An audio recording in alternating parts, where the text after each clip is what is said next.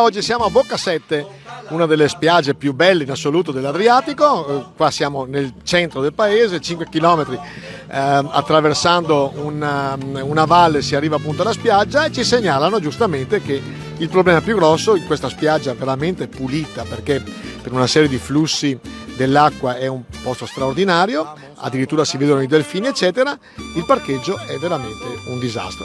Ora siamo a circa 2 km dal centro del paese e già da questo punto si comincia a parcheggiare le auto. Ulteriore problema, è molto difficile passare con due auto e a destra c'è il divieto di sosta, quindi tante auto sono in contravvenzione e punibile con una sgraditissima multa. Questa, secondo molti, è la spiaggia più pulita dell'Adriatico e sarebbe bello dare la possibilità ai turisti di usufruirne anche con servizi e parcheggi adeguati.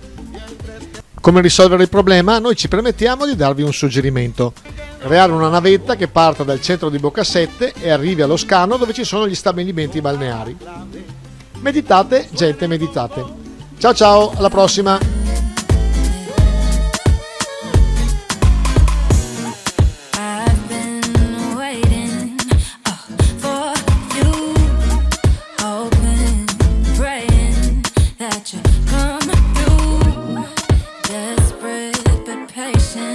Just for you, but I just